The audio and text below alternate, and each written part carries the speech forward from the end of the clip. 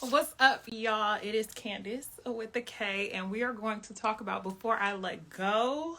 Okay, it is the book that I thoroughly enjoyed this year. So, hopefully, people are going to come up into this live, but if not, we're going to just keep talking about it. Okay, let's give just a few minutes for people to come in. This is the Go Read a Book sweatshirt. It was perfect for this rainy day here in sunny Los Angeles. Not so sunny Los Angeles, but if you want your Go Read a Book shirt, go ahead and get it. The link is in my bio. I got a haircut today and I am in love with it. But I'm going to be talking about Before I Let Go, which was a phenomenal book if you have not read it yourself. I've got a bunch of notes that I took down to really get into it. And so I am ready to discuss. Hopefully the giveaway winner will be able to join us today because she also said she really enjoyed the book. And so I'm so happy that I was able to give the book to her because it's a good one. So I guess we could go brief synopsis on this book, right? So I'm not familiar with any of Kennedy Ryan's other work. I don't know how this particular book fares well in her other collection. I know she kind of tends to write in the like romance genre. And so I don't really have an idea of what this book is like in her universe of books, but this was a good one, largely in part because it really touched on the raw emotions that come with a breakup, especially if you think you found your soulmate and you don't know what forever looks like because you try and be present, but then things don't work out, but then you end up reconciling. And so we are gonna really get into it, I guess. I'm so happy with my haircut. I can't stop doing this. Okay, nonetheless, so Before I Let Go follows the story of a married couple. We had two people. We had Yasmin and Josiah, who was riding from the beginning. You know, when you think about somebody who really got it out the mud together, they started this restaurant together, then they blew up, essentially becoming the hottest restaurant in Atlanta. But part of their journey was Yasmin had a stillbirth, and it kind of caused her to go into a very deep depression. And from that depression, she just really couldn't maintain not only herself, but, you know, having to work in a relationship as well. So she ultimately wanted a divorce, but because they were already co-parenting two other children, they were forced to be in the lives of one another. They still realized they love each other, and they ended up back together. Okay. Of course, so many things transpired in between all of that. And so I have some things that I really want to discuss. So I want you to consider, you think you found the love of your life. You think you found the one. You think you found the person that you were going to marry, and you marry, and then you no longer have the love for one another. What happens in that instance? Like, I totally empathize with Yasmin. She had a stillbirth. I don't know what that would feel like. I think miscarrying, carrying full term, all of those things are already difficult, but to have a stillbirth really was an added layer of just like, I don't even know how I would come back from that. So yes, Casey, wasn't the book good? Like, I'm getting into it, okay? So, like, I don't know.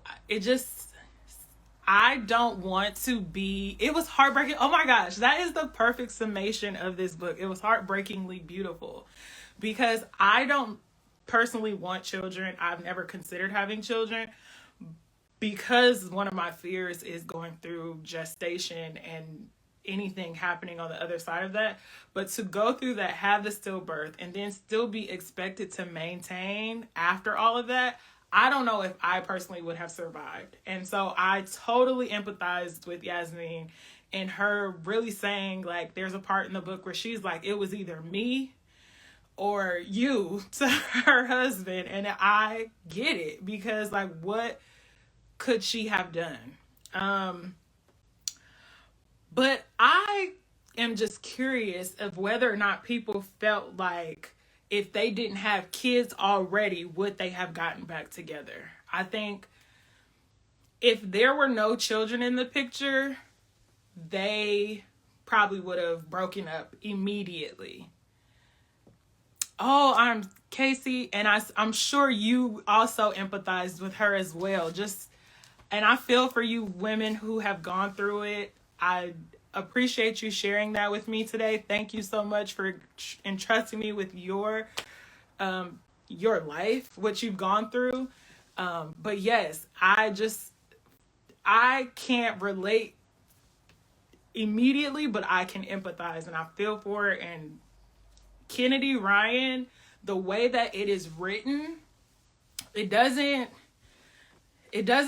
feel like you're taking on anyone else's burden. I think it's also written in a way that's very empathetic, to where you can identify, like, even if you cannot immediately relate to it. So I think this is a topic, and many of the topics in the book are kind of ones in which they could be tricky to talk about, tricky to write about. They could be very deep and very heavy, but it's written in such a way that it is so well written. Like, Kennedy's pen is crazy. And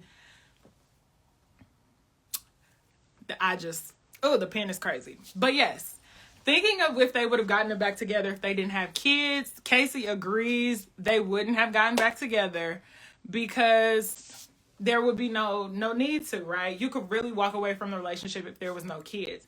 And so that's where I had to really sit with it and determine whether, I don't want to say they're fictional characters, so it doesn't matter, but I don't want to say that their love is not real, because it's very much real.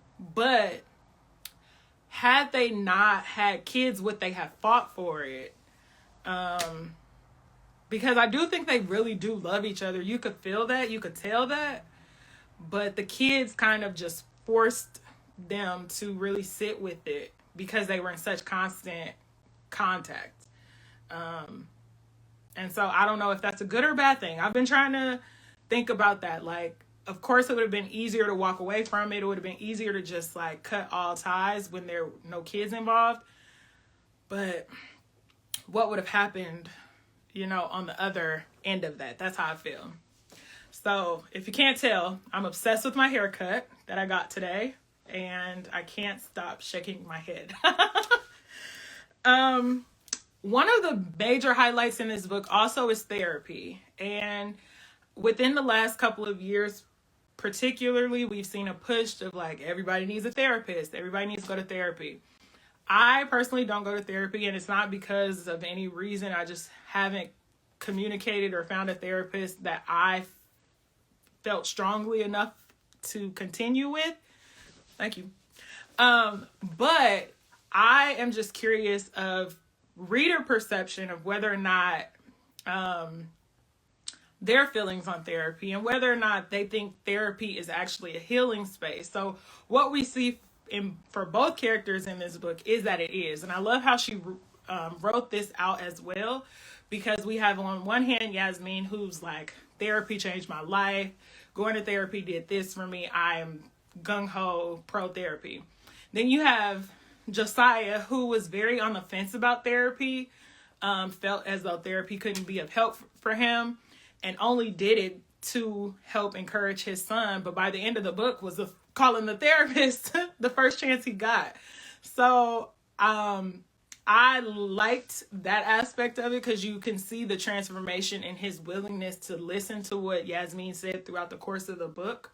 Because those first few arguments of the, like, back and forth and being short with one another, but by the end of the book, we're seeing that they're actually understanding and listening. to one another. I think that was also superb writing, because that's just, I don't know, to really think that through. Kennedy, I'm on to you. And I don't know, this book could for sure be like a major billboard for me to go seek a therapist. I specifically want a Black woman. And I don't know if I want her in person or not. So there's some things that I need to think through before I sign up for it. And I have to stop shopping so I can afford therapy. But yes, I agree with you, Casey. She reinforced the importance of therapy, of understanding why you go to it,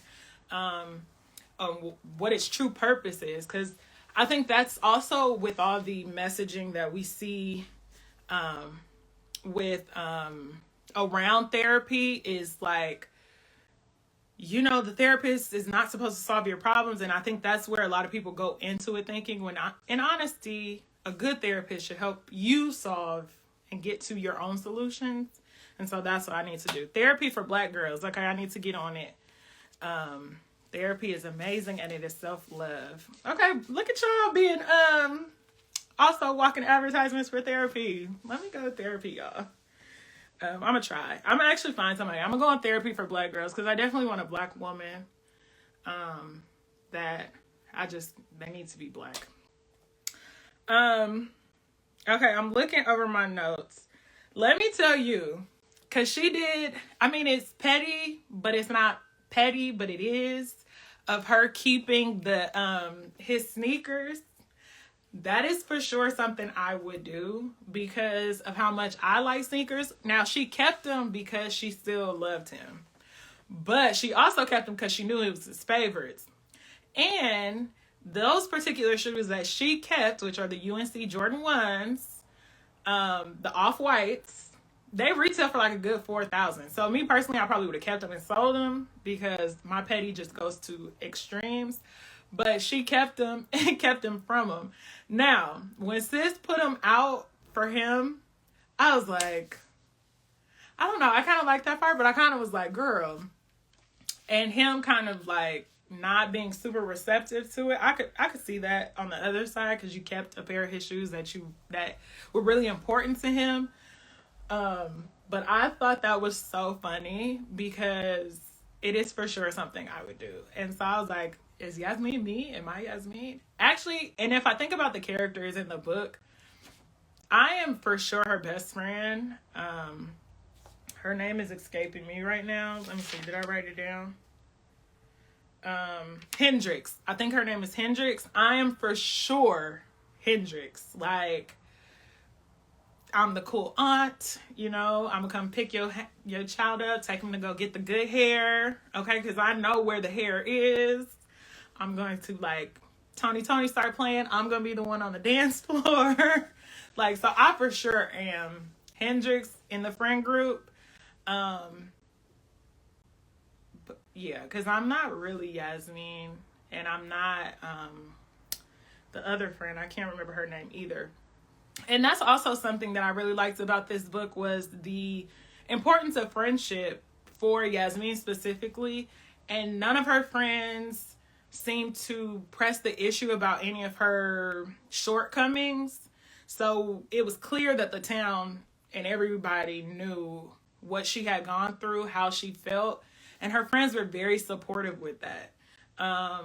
They didn't kind of throw it in her face at any point in the book, which is all up to author discretion, but they didn't hint at like, well, girl, when you was crazy, or, you know, like anything that alluded to her coming out of a very depressive episode. So I really like that. I like that they all had their own thing going on too. I hope, now this is probably an author expectation that may not be realized, but I hope that we can get more of each friend. Maybe we have like a spinoff series. I know that this book is listed as a Skyland #1. So my assumption is that there will be a follow-up that will maybe be from Hendrix's point of view or his other friend. I know it starts with an S, but her husband was clearly cheating on her. I think it was clear. He was doing something where he wasn't helping her out with the kids either. So I hope that that becomes another part of the judge. I don't know, the series. Okay, we're gonna go back to Josiah and Yasmin's relationship, because I'm still, like I said earlier in this live, I'm uncertain of whether or not they would have survived without the kids. But the one thing that also kept them together was being in business together. Side note, any book that has like food and like includes food in it, I'm all here for. Like, and honestly, if this was a restaurant alive and well today in Atlanta, I would be there, because it just sounded so good. All the menu items. I love that the menu items were included in the back of the book. Not that I'm going to do any cooking, but I like to see it. I would be a great taste tester. That would be fun. But, so that's a side note. But them having this business together probably also would have been the one thing connecting them as well. So we all knew as the reader when they was going to Charlotte that something was going to happen.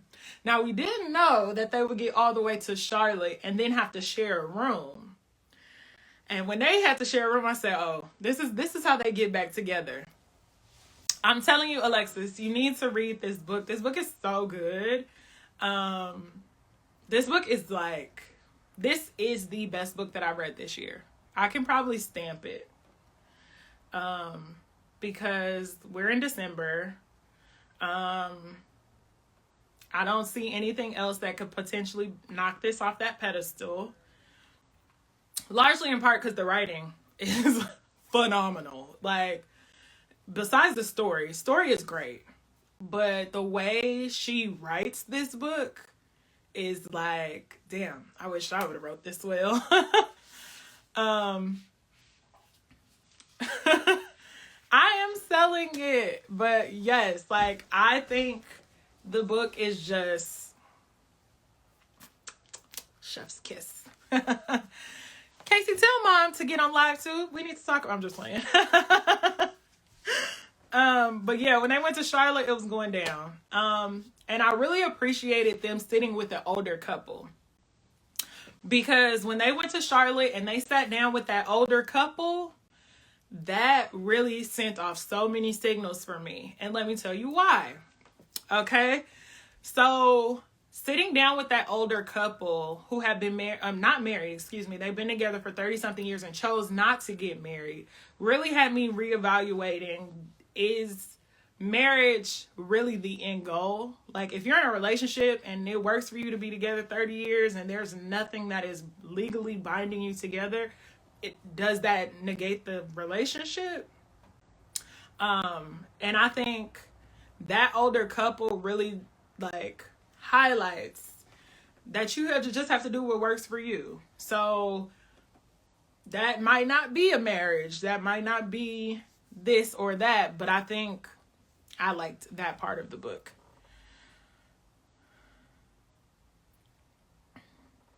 Okay, you read 4 more since Saturday? Since Sunday? Casey, okay, wait. So I do like romance. It's starting to become my favorite genre. Only because it's spicy. And when you ain't getting nothing to touch, you kind of want to just read it. And so I actually need to read more Kennedy Ryan books. I saw one that was of interest that I tried to request from the library. So I'm going to try and get some more. Because 4 more since Sunday, you sold me. Because I like romance. I love the imaginative, lovey-dovey, like, we're going to fight to break up and make up. And that's my type of, my type of books.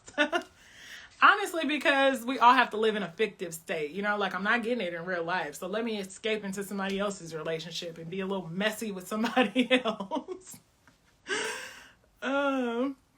The Hoop series. Nonfiction.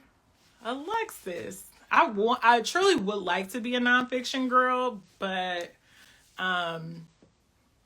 you know. That's just too much history for me.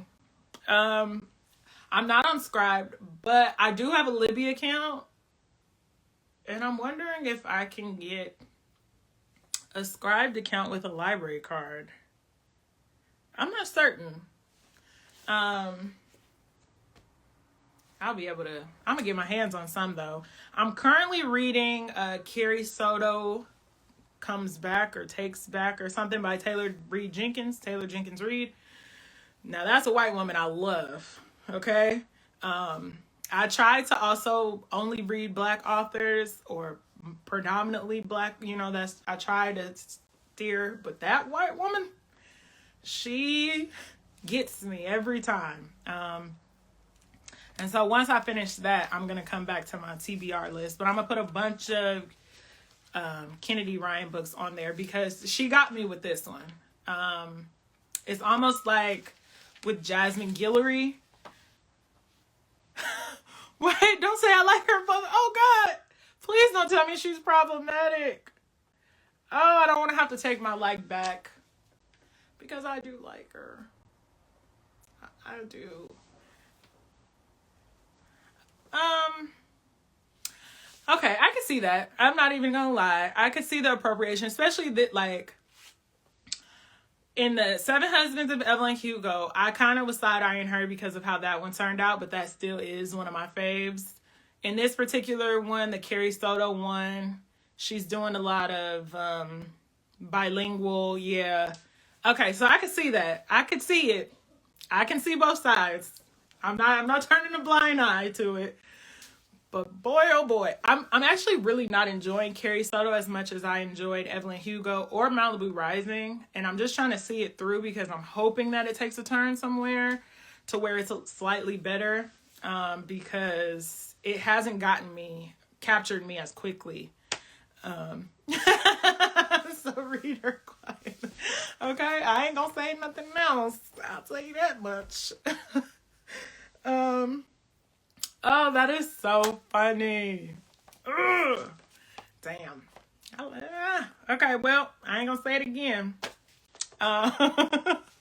But yes, if you could get your hands on Before I Let Go, it is such a great book. I'm trying to think if there was anything else in the book that I absolutely... Oh, let me tell you.